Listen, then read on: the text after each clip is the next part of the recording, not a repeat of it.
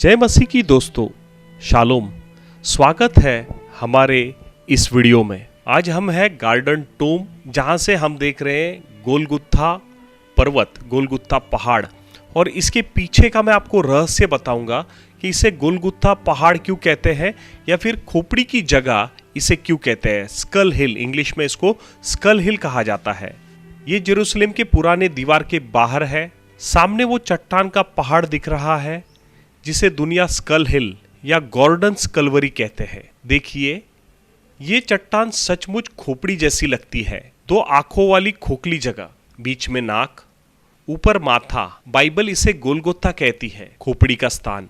चलिए साथ साथ चलते हैं स्कल हिल की तरफ। मैं आपको पूरी गहराई से बताऊंगा, बाइबल से, इतिहास से, पुरातत्व से और सबसे ज्यादा दिल से। भूगोल क्या कहता है इसके बारे में। यह जगह दमस्कस गेट के पास। इसे देखने पर पता चलता है कि उस जमाने में इसे खोपड़ी की जगह क्यों कहते हैं। So welcome to this place. My name is Jacob. इस जगह पर आपका स्वागत है। हमारे जो गाइड है, जो हमको बताने वाले, उनका नाम जेकब है। I also welcome on behalf of the Garden Club Association. It was started by people from England at the end of the 19th century. 19वीं शताब्दी के आखिर में इंग्लैंड के लोगों ने ये शुरू किया था। The people from around the world are working here. पूरे जगत भर से लोग यहाँ पर काम करते हैं इस एसोसिएशन में। And especially Jewish believers in the Lord Jesus and also Arab believers in the Lord Jesus. यीशु मसीह में यहूदी और अरब लोग भी बिलीव करते हैं, विश्वास करते हैं। So also because of that, this is a special place. इसलिए ये जगह विशेष है। Halfway the 19th century, people saw this face of the skull in this rock formation. लोगों ने यहाँ पर एक ये जो पहाड़ दिख रहा है उसको देखा, तो उनको लगा कि ये एक खोपड़ी के जैसा है। The 2 eyes, the nose and even the mouth. दो आंखें, नाक और मुंह। Nowadays, great part of the nose has disappeared through erosion. Because of erosion की वजह से जो नाक का जो पार्ट है वो निकल गया है।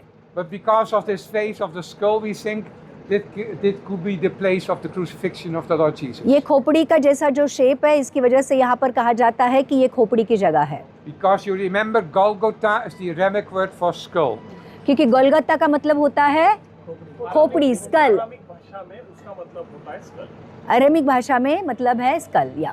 So, a second reason is that the Romans always executed people alongside a busy road. जो रोमी सैनिक हुआ करते थे, वो हमेशा रास्ते के किनारे लोगों को क्रूस पर चढ़ाते थे। So that a lot of people would see it and would do no wrong. और बहुत सारे लोग उस क्रूस पर चढ़ाए हुए लोगों को देखे और गलत ना करे या फिर अपराध ना करे। Here's the place where we are standing now, and here's the Damascus gate. Here's this important road to the north. तो यहाँ पर हम बैठे हैं अभी, और ये दमास्कस का जो रोड है, अब देख सकते हो। And here the road to the east, just behind us. और ये जो रोड है, ये पूर्व की ओर जाता है, जो आपके पीछे है। And you remember from the gospel, people were passing by the cross of the Lord Jesus. और आपने देखा कि जब यीशु मसीह को क्रूस पर चढ़ाया था, तो लोग वहाँ से जा रहे थे, चेष्टा कर रहे थे। Some of them were speaking to him, and some even were spitting on him.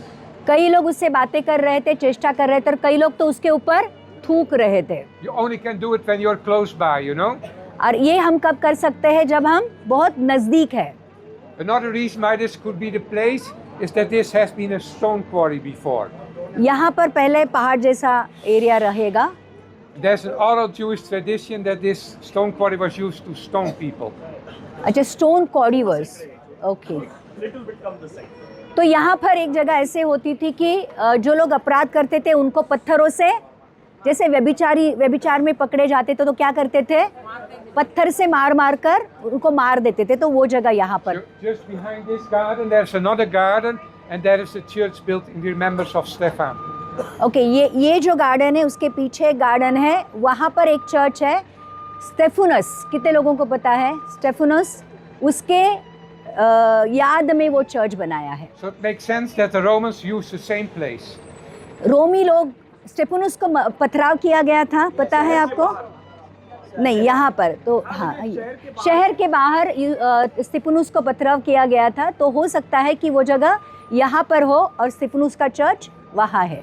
मतलब ये भी जगह शहर के बाहर है। स्टेफनुस को भी जो मारा था वो कहाँ मारा था? शहर के बाहर। The fourth reason is that the letter to the Hebrews tells us that the Messiah had to suffer outside the city walls. क्योंकि वचन में लिखा है कि मसीहा को, यीशु मसीह को शहर के बाहर क्रूस पर चढ़ाया जाएगा। So that fits for the place where we are standing now and also for the Church of the Holy Sepulchre. तो ये होली सेपल्कर चर्च है जहाँ हम यहाँ पर बैठे हैं अभी। Because this part of the wall was not there in the days of the Lord Jesus. यीशु मसीह के उस काल में ये जो दीवार थी ये नहीं थी। So we don't know if it happened here or here, but we know it happened here in Jerusalem. हमें नहीं पता है कि यीशु मसीह को यहाँ पर क्रूसीफाई किया था या यहाँ पर, लेकिन उसको क्रूस पर चढ़ाया था, ये सत्य है। Though it is a special place here, we don't worship the place here. ये जगह है, Crucified, there was a garden, and in the garden a new tomb. ऐसे लिखा है कि जो जगह है जहाँ पर यीशु मसीह को क्रूस पर चढ़ाया था वहाँ पे गार्डन है, एक बाग है और एक कब्र भी है।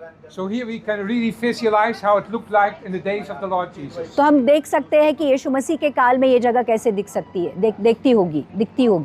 When we look to the map of the old city, we see the Temple Mount area.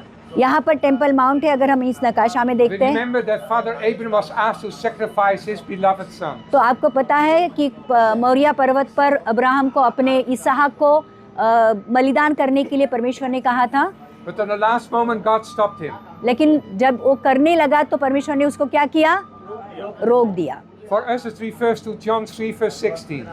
और हमें पता है यूहन्ना 3:16 Where's written that God loved the world so much that he gave his beloved son. तो हमें पता है कि पिता ने जगत से ऐसा प्यार किया कि उसने अपने इकलौते पुत्र को दे दिया, So that each and every one who believes in him will not perish but will have everlasting life. ताकि जो कोई भी उस पर विश्वास करे उसका नाश न हो परंतु वो अनंत काल का जीवन पाए। That became also clear to me when I was 16 years old. ये परमेश्वर में आए जब ये 16 साल के थे, It's some years ago. कुछ साल पहले। I'm happy to know the Lord Jesus all these years. उनको खुशी है कि इतने सारे सालों से वो परमेश्वर को जानते हैं। And I'm looking forward to meet him one day, if possible, with all of you. वो कहते हैं कि मुझे आशा है कि एक दिन मैं यीशु को देखूंगा आपके साथ। So if you have not pushed your trust in the Lord Jesus, you're invited to do it today. तो अगर आपने यीशु मसीह पर विश्वास नहीं किया है तो आज करो। So the Jewish people, the Lord Jesus was crucified just before Passover. Passover के दिन, फसह के पर्व के दिन यीशु मसीह को क्रूस पर चढ़ाया And था। the Jewish people remember already more than 3,000 times they were set free of the slavery of Egypt. 3000 साल पहले फसह के पर्व का जो शुरू हुआ था, जब ही इजरायली लोगों को मिस्र से बाहर निकाला गया था। Through the Passover lamb. और पासोवर लैम्ब जो बलिदान का जो बकरा था, And then the Apostle Paul tells us in the letter to the Corinthians दूसरी करंथे में पौलुस ये कहता है, प्रेषित that our Passover lamb has been slaughtered. वो कहता है कि हमारा जो बलिदान का बकरा है उसको मारा गया। Jesus Christ, because of him we are set free of the slavery of sin. यीशु मसीह के बलिदान के द्वारा हमें पापों के जो जंजीरें हैं, पापों के जो जाले हैं, उससे बाहर निकाला गया है, So good we स्वतंत्रता can मिली call है। upon the name of the Lord Jesus. It's It's so good we can call upon the name of the Lord बहुत अच्छी बात है कि हम यीशु मसीह को पुकार सकते हैं। Jesus. Yes. So you can say these two actions of the Hebrew Scriptures, the Old Testament, foreshadow the coming of the Messiah. पुराना करार नए करार का शैडो है, परछाई है। But there are a lot of more prophecies in the Hebrew Scriptures about the Messiah. तो बहुत सारे इब्रानी में यीशु मसीह के आने के बारे में भविष्यवाणी की गई थी। Some the Lord Jesus could fill it himself, you know. यीशु मसीह ने सारी भविष्यवाणियों को पूरा किया। He ordered the donkey to enter to Jerusalem. यीशु मसीह जब इस यरूशलेम में प्रवेश किया तो हम लोगों ने कल देखा था किसके ऊपर बैठकर आया था? गधे के ऊपर। It was already written in the book of the prophet Zechariah. Zakaria में ऑलरेडी इसके बारे में लिखा गया है। He also prayed for his enemies. उसने अपने शत्रुओं के लिए भी प्रार्थना की। Many people in Holland pray like this. With his hand folded. बहुत सारे लोग ऐसे प्रार्थना करते हैं। But But Jesus was hanging at the cross and then he prayed for his और enemies. यीशु मसीह ने, लेकिन यीशु मसीह कैसे प्रार्थना कर रहा था? हम ऐसे प्रार्थना करते हैं, लेकिन यीशु मसीह कैसे करता है? अपने हाथों को खोलकर पिता की ओर अपनी हाथ उठाकर पिता से प्रार्थना करता It है। was already written in the book of the prophet Isaiah chapter 53. यशायाह 53 में लिखा है इसके बारे में, जो यीशु मसीह के प्रार्थना के बारे में। But other prophecies he could not fulfill it himself. सारी जो भविष्यवाणियां हैं वो खुद पूरी नहीं किया, उसने खुद पूरी नहीं किया। Like being born in Bethlehem. He was in the womb of his mom and then he was born there. अच्छा, बहुत सारी भविष्यवाणी यीशु मसीह ने पूरी की, जैसे बेथलेहम में कुंवारे के द्वारा जो जन्म लेना था वो यीशु मसीह ने पूरा किया। It was already written in the book of the prophet Micah. Mika की किताब में इसके बारे में लिखा है। In Psalm 22 there's written that people would cast a lot over his garment. वचन संहिता 22 में लिखा है कि उसके कपड़ों को लोग बांट देंगे। Jesus was hanging at the cross and then the soldiers cast a lot over his garment. यीशु मसीह को क्रूस पर चढ़ाया गया था और उसके कपड़ों को बांटा गया था। In the same psalm there's written that his hand and also his feet would be pierced.